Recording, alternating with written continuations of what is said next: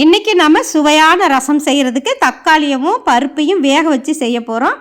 அதுக்கு 2 ஸ்பூன் அளவு பாசிப்பருப்பை நல்லா கழுவி எடுத்துக்கோங்க.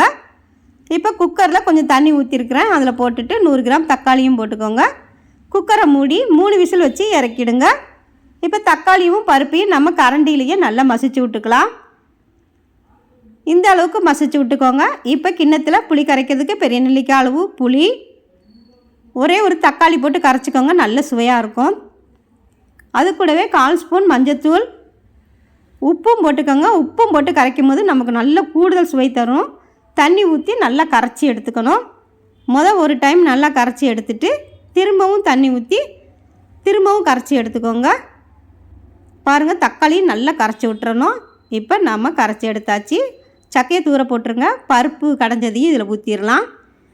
கழுவி கொஞ்சம் தண்ணியும் ஊற்றிக்கோங்க. இப்போ ரசப்பொடிக்கு 1 ஸ்பூன் மிளகு, 3/4 ஸ்பூன் சீரகம், ஒரே ஒரு கொத்து கருவேப்பிலை போட்டுக்கோங்க. அடுப்பு லோ ஃப்ளேமில் வச்சுருங்க. மிளகும் சீரகமும் நமக்கு கருகிடக்கூடாது, அதே நேரம் கருவேப்பிலையின் கலரும் மாறக்கூடாது. இப்போ ஒரே ஒரு கருவேப்பிலையை எடுத்து உடச்சி பாருங்கள், நல்லா உடையுது பாருங்கள், கலரும் நமக்கு மாறலை. இப்போ குட்டி உரலில் போட்டு நல்லா பொடி பண்ணி எடுத்துக்கலாம். உரலில் போட்டு நம்ம பொடி பண்ணும்போது ரொம்ப டேஸ்டியாக இருக்கும் ரசம்.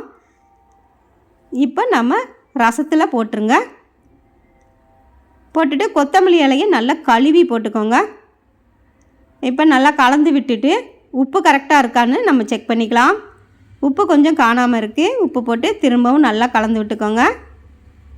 இப்போ தாளிக்கிறதுக்கு 1 ஸ்பூன் ஆயில் ஊற்றிக்கோங்க. 1 ஸ்பூன் நெய் போட்டுக்கலாம். 1/4 ஸ்பூன் அளவு வெந்தயம் போட்டுக்கோங்க. வெந்தயம் லேசாக பொரிஞ்ச பிறகு 1 பூண்டை தட்டி போட்டுக்கலாம். 2 கொத்து கருவேப்பிலையும் போட்டுக்கிட்டு 2 வத்தலை கிள்ளி போட்டுக்கோங்க. இப்போ 1/2 ஸ்பூன் அளவு நம்ம காயப்பொடி போட்டுக்கலாம். அடுப்பு வந்து லோ ஃப்ளேம்லேயே இருக்கணும். நமக்கு அந்த வெந்தயம் வத்தல் பூண்டெல்லாம் நல்ல ஒரு வித வாசனை வரும். அந்த வாசனை வர்ற அளவுக்கு நம்ம இந்த அளவுக்கு வறுபட்ட பிறகு பாருங்கள், இந்த அளவு வறுபட்டு நல்ல மணம் வந்துருச்சு. இப்போ நம்ம ரசத்தை வந்து ஊற்றிக்கலாம். நல்ல மணம் வந்த பிறகு நம்ம ரசத்தை ஊற்றிக்கணும். அடுப்பு லோ ஃப்ளேம்லேயே வச்சுக்கோங்க. வச்சு இப்போது வந்து நல்லா கலந்து விட்டுக்கோங்க. கலந்து விட்டுட்டு நீங்கள் பக்கத்திலே இருந்துக்கணும். பாருங்கள், ரசம் வந்து நல்லா கொதிக்க ஆரம்பிச்சிட்டு, ரொம்ப கொதிக்க விட்டுட்டோம்னா ரசம் நல்லா இருக்காது. பக்கத்திலே இருந்து ரசம் கொதிச்சோன்னே நம்ம அடுப்பை ஆஃப் பண்ணணும்.